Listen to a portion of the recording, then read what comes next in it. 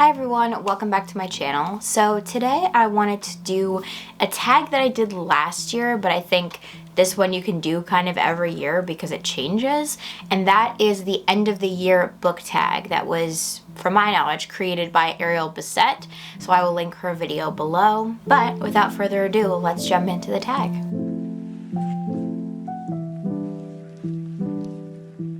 So the idea of this tag is basically just to talk about the books you're interested in reading by the end of the year, talk about your goals for next year maybe, just sort of tie up the year and start thinking about the next year. So the first question is, are there any books you started this year that you need to finish? And I have two. So this year I started Choice Words, Writers on Abortion back in maybe May, I think. So I've been at this for quite a while. I'm at page 194 and I would say I'm about halfway through this book. And it is a fascinating, deeply moving book. I'm very much enjoying spending time in this and I'm learning a lot, but it is very difficult to read because it is painful, and a lot of the times with anthologies and nonfiction it's also hard to sort of fall into it in the same way you would a novel. So I've been chipping away at it, but I haven't finished it. So I would really like to not take this with me into the next year since it's been on my TBR for so long and I'm finally halfway through. So I really want to push through and finish this year. And the other one that I want to finish is Moon Rising by T. Sutherland. This is book 6 in the Wings of Fire series. My fiance and I are doing a reread of this book, and we started the reread in July and we just haven't gotten past like a third of the way through. It would be really great to finish this year. It is something that we do together. He actually reads aloud, which is really sweet, but it would be really nice to wrap this up so I don't have to take an unfinished book into the new year, which is always the goal, right? We never want to take an unfinished book into the new year, but inevitably it happens. But we can try to avoid it as much as possible. Question number 2, do you have an autumnal book to transition into the end of the year? So my autumnal book of choice is Tales from the Cafe, which is another sort of story collection in the Before the Coffee Gets Cold universe by Toshikazu Kawaguchi. So I got this one quite a while ago after reading and loving Before the Coffee Gets Cold, and I just never got around to picking this up. So I would really like to pick this up this fall, and I think it is such a beautiful, cozy transition into the end of the year. Question number 3, is there a new release you're still waiting for? So speaking of Before the Coffee Gets Cold, I literally just found out like 2 days ago that there is a new collection of stories in this same universe, in this series, and it is called Before Your Memory Fades. And the cover is super pretty. It's this really pretty dark blue. I cannot wait to see all of the books like lined up in a row. The spines are so pretty. I definitely have to finish Tales from the Cafe before that one comes out, and I read that one obviously, but I'm very excited to get into reading that one. I think it's going to be wonderful. Question number 4, what are 3 books you want to read before the end of the year?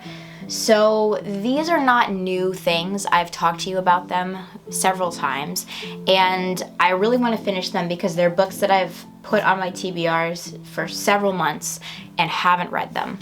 And in the effort to not take regrets and unfinished books, etc. into the new year, I really want to get these read. So the first one is Diary of a Void by Emmy, Yagi. This is a book that I pre-ordered and was extremely excited about, and then it came in August and I didn't read it. August was a not great reading month for me. I didn't read a lot, honestly, and the books that I had planned on reading just didn't get read. So this is one that I really would like to read since it was something I was so excited about and I talked about it at length. So it would be really great to be able to read this and review it for you guys. The next one's a little bit shameful for me, but it is Blood Red by Gabriella, Ponce. This is an ARC that I received from Restless Books publishing house, and I got it in August and I just didn't get the chance to read it. And they were so lovely in sending this to me, and I just so desperately wanted to be able to read it and immediately review it and say thank you, but I just didn't get around to it, and it just hasn't gotten to the top of my TBR since then.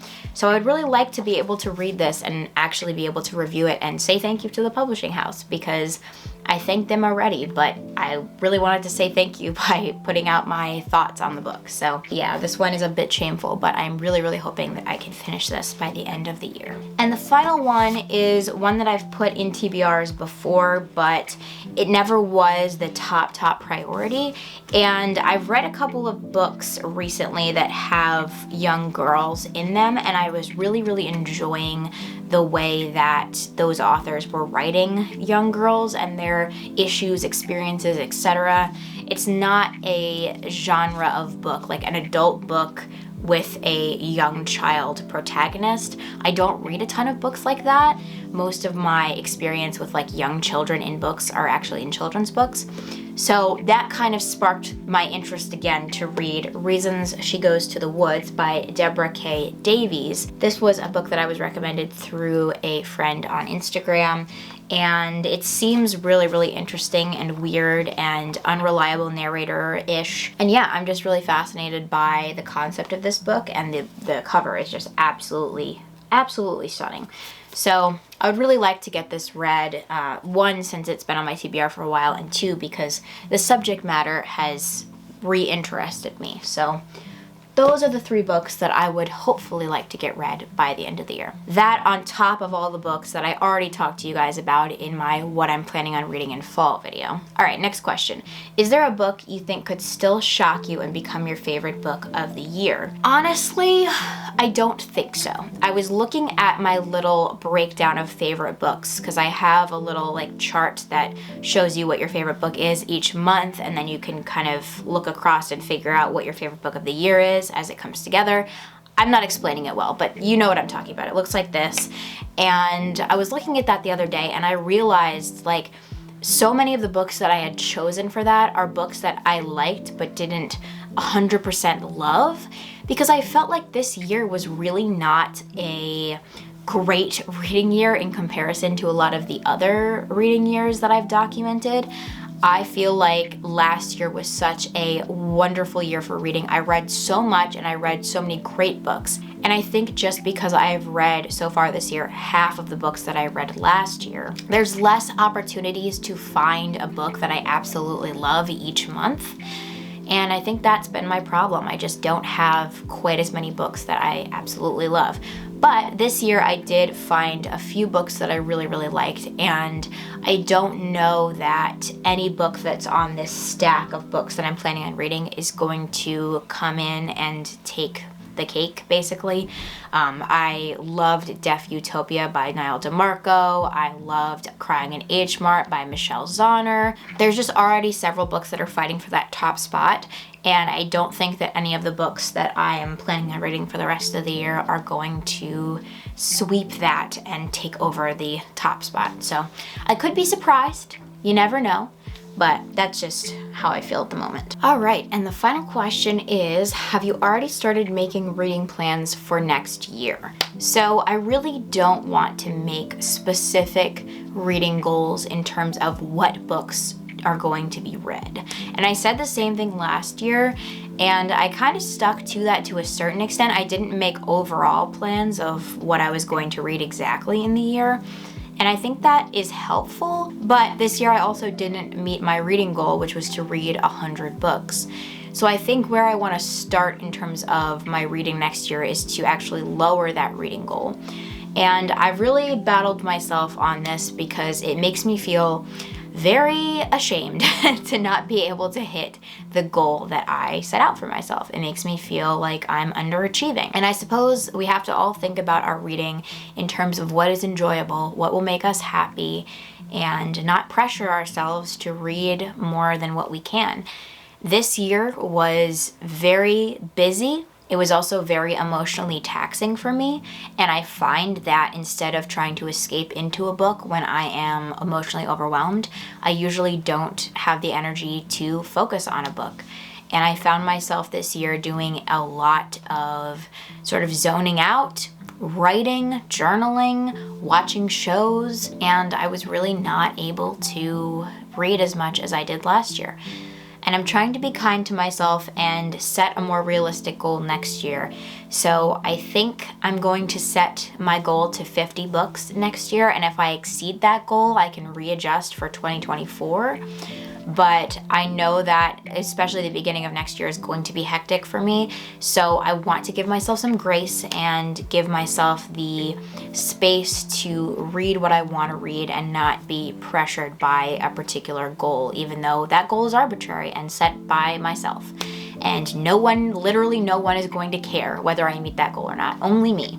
So with all that being said, my first goal is just to lower my overall number of books read goal on Goodreads, etc. I also want to be intentional about shopping my bookshelves. So kind of how I think about that is I have a tendency to go out and go book shopping and immediately want to read the books that I bought.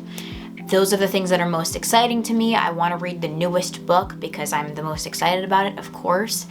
And what happens is I sort of continually read these new books, and then all of my backlist books just sit on my shelves and don't get read. So I kind of want to be intentional about going to my shelves and going book shopping through my own collection and choosing a book that sounds interesting at that moment instead of whatever's just the most recent purchase. And with that, I really want to be conscious of what I'm purchasing and try not to just purchase any book that seems interesting. I have gotten significantly better at this in the past year, which I'm really happy about, honestly. I bought a lot less books in 2022 than in 2021, so I'm getting better at that, and I'm being much more intentional about what I'm purchasing for sure. But I definitely want to continue to work on being intentional and to buy less books and just focus on the collection that I already have, unless something really, really exciting comes out, like one of my favorite authors releases a book or something that seems perfectly right up my alley is released. I probably will try to avoid purchasing new releases and just new books in general as much as I can. That is not a promise, but it's something I am working on. Another thing that I was sort of thinking about for 2023 is the idea of TBRs, and I have discussed this a couple of times on my channel that I struggle to follow TBRs, and whenever I set one, I want to break it. So I'm not sure where exactly that's going to take me in content terms. I don't know that I'm going to be posting TBRs on this channel, and if I do, it's not going to be every month. Sometimes it's nice to kind of put out books that you're interested in and talk about your potential TBR, but I always feel bad for not completing the books that I put out that I'm planning on reading. So I may or may not be posting TBRs, and I may or may not be making TBRs for myself. I might just kind of go into every new month with an open mind and sort of read whatever I feel like reading, which seems like it would make sense, right? That seems like it would be the method that would work. But I feel like we all get caught up in TBRs. And if that works for you, that's great. It just hasn't worked the best for me historically. So I don't have more specific reading plans than that currently. I'm sure I'll talk to you more about them in my wrap up of the year sort of video when I do that in December. But that is basically all I have to say about my plans for next year currently. And with that, that is the end of the year book tag. As I mentioned at the beginning, I will be linking Ariel Bissett's video in the description box below. So if you're interested in looking at that or doing this tag, consider yourself tagged. And the questions will be right there for you if you decide to do the tag. I hope you guys enjoyed this video today. If you did, feel free to like and subscribe, and I will see you in the next one. Bye.